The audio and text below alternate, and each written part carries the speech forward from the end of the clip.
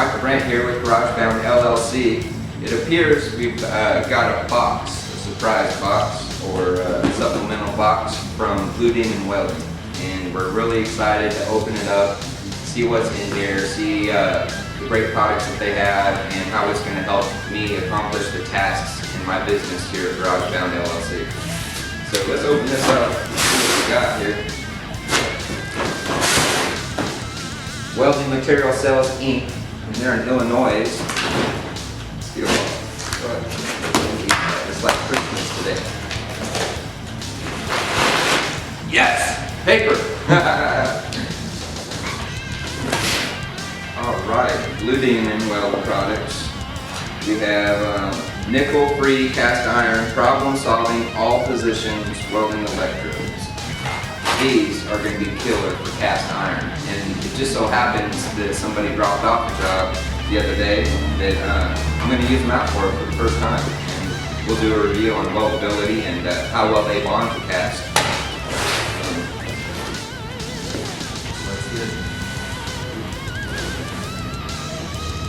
Hell yeah! Woo! When it warms up a little bit, I'll be wearing this bad boy for sure. Thank you, Blue Demon.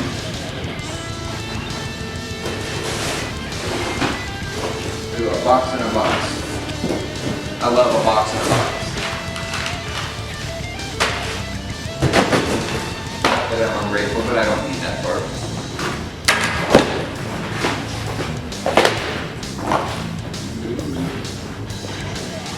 Right, so we have a tube here. We'll get some more welding products. No, not. Ooh, look at that. Blue Demon Welding Products banner. Heck yeah. Looks like that'll fit right about here. So we'll hang that up here in a little bit. That's awesome. I love this little guy. Recently they had a post on there when it was snowing, with snow all over him and stuff. What a great little icon it was. That's a great poster. Because you really don't want to be looking at my junk in the background all the time, so we might as well have something nice to look at like this, and my metal welding signs, and the other things I try to make a point that are important to me and make my business succeed. I don't want to promote those things. Just like the last thing we have in this care package is some ER4043 aluminum filler rod. This is 3/32 in diameter. I use a lot of 4043 aluminum filler rods, so this will be the first time I'll have an opportunity to use this product, and I'm really excited about it. I wanted to give a close up to the camera of these couple things here. This is the nickel-free cast iron problem solving, all positions welding electrodes. If you ever need some. And after you see our project and how it works with our project, you may want to get some for yourself. They're not cheap, I'm sure. I didn't buy these, but I bought some other nickel rods recently that were like $30 a pound, so hopefully this is a better match. This here, ER4043 aluminum filler rod, I use a ton of. But we're going to use this product on this wheel that we have to repair. So, race car guys, dirt track car guys, they're very hard on their stuff, and you can see here that we're missing some pieces. So I'm not exactly sure how I'm gonna do this yet, if I'll take and have a new piece water jet cut, or if I'll cut back into where it's still good, weld these bolt holes back. It's pretty hammered, so I think the best bet would really be to replace it with a new piece. And then we have another wheel here that's bent, same style. We'll take and make a template from that. These are Weld racing wheels. I bet these aren't cheap, so maybe I can save him some money by repairing this wheel for him. And we're going to use that 4043 filler rod when we do this job here. The second job, for the cast iron stuff, is this small sprinkler. I mean, it's not a big job, but here at GarageBound LLC, we built our business on no job is too small. So, you know, if you think about it, when people are networking, they have one small thing, just cast iron, and not many people weld cast iron. they're gonna say, hey, GarageBound LLC did it, you know, for me. So those small projects always work into having larger projects. So we're gonna knock that out with those electrodes, and we'll stick weld those with the Miller Dynasty 280DX, which I've used for 3 times maybe now as a stick welder, and it works amazing. All right, we're set up to do this cast iron repair project. It's rather small. We're gonna weld prep this area, dig it out to a point. That way we get good penetration and try to clean a little bit of the rust up. I preset my Miller Dynasty on 80 amps with this stick, and then tested it out here on this piece of 1/4-inch plate. I didn't like the penetration I was getting at 80 amps, so I went ahead and bumped it up to 96 amps. And that seemed to get the penetration I was looking for on this 1/4-inch plate, which will hopefully transfer over the penetration that I need on this part when it's ready to weld without any more adjustments. So I'm going to take this leg here, clean it up, V it down to a point. That way when I go to add it into here, I can tack it in, and I'll have plenty of room to penetrate as well as build up excess material to bond into the whole piece.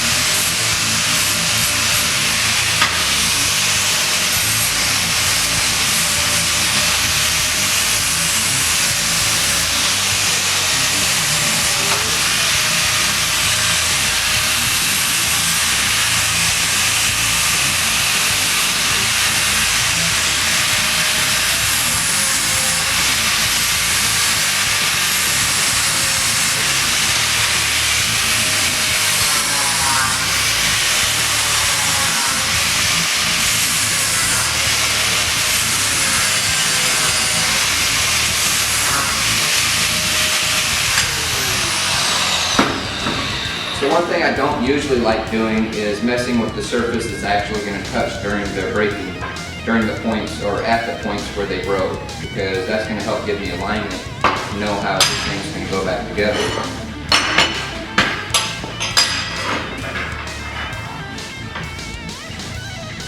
So with that piece of plate underneath there, it's real close to being at the right height so you can see. However, there is a space under there once both the legs are on. So really all I want to do is line it up enough to get a tack on it. Once that tack's there, then I should be able to adjust it to the right height on both sides.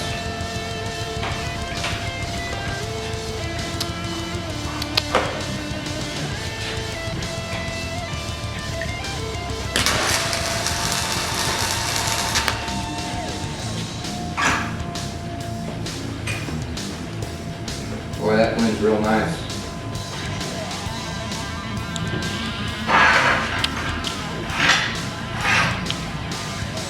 Looks a little low. Oop, see? You do too much, you'll break it like I just did there. I'm going to have to start over now.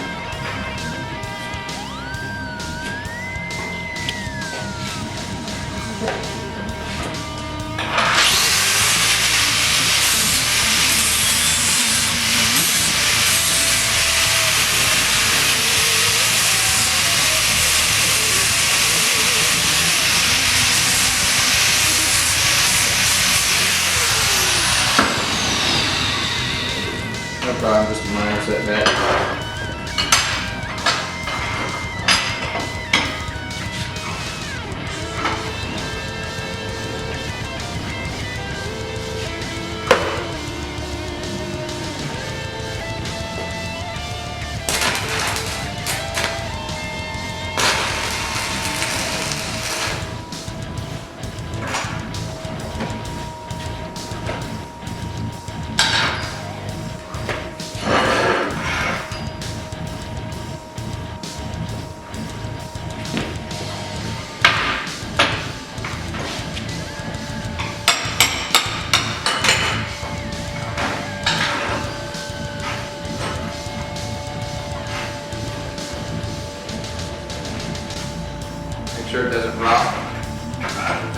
good spot there.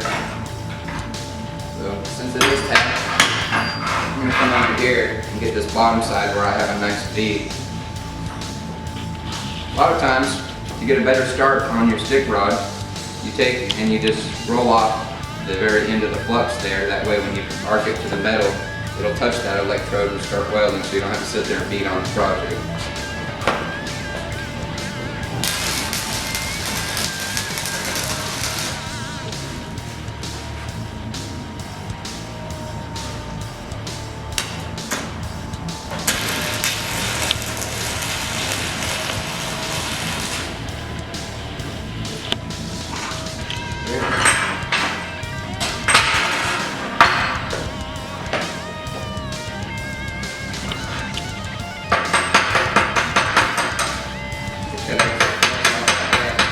What I got going on here.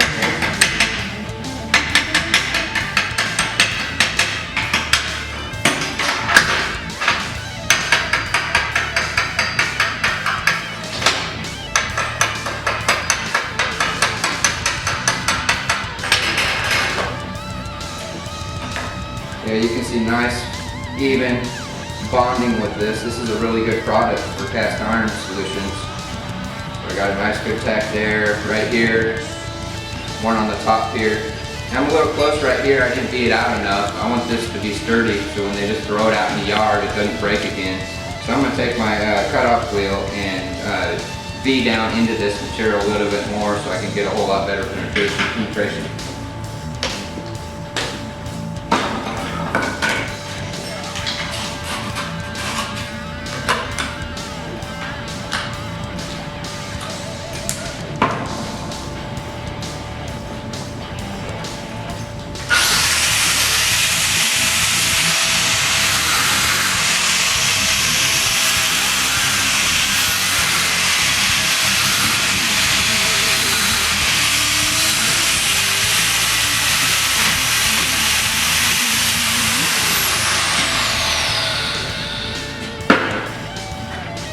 Right there opened it up plenty enough to get down in there and put more material in there, making sure to bond both pieces back together.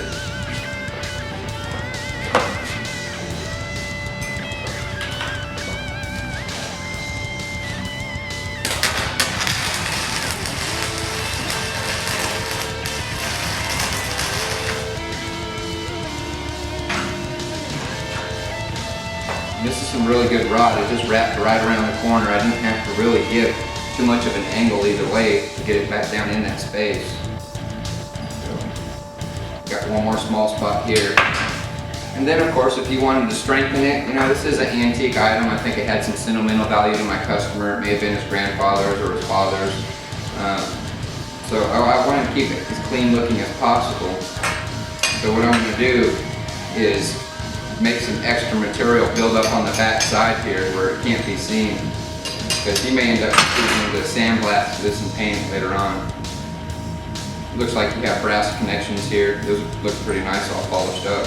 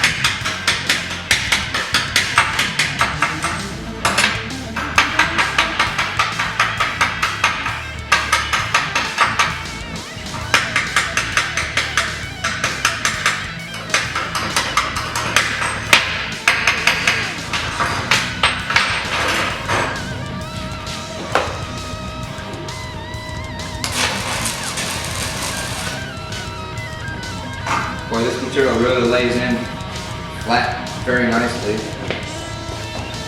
You're going to have a bunch of excess buildup. You'll see what I mean here in a minute when I bring it up closer to the camera to let you take a look. So there's a good spot right inside of here in this crevice on this particular break. I'll go ahead and put a little bit of bead here, leading up into the cracked and affected area for that extra buildup I was talking about.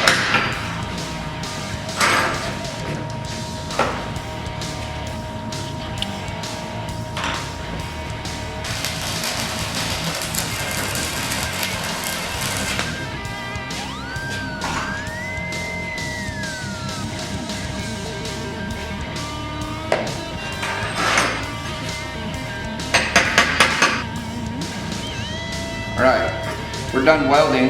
I'm going to clean it up here with the wire brush.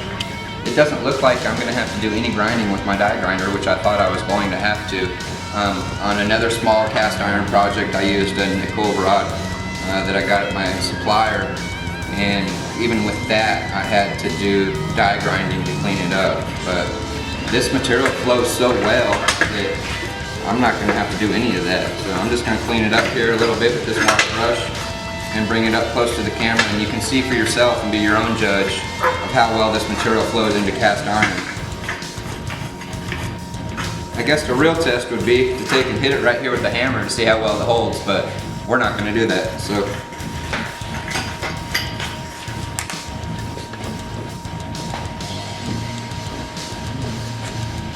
you can see here how it just flowed right around that corner.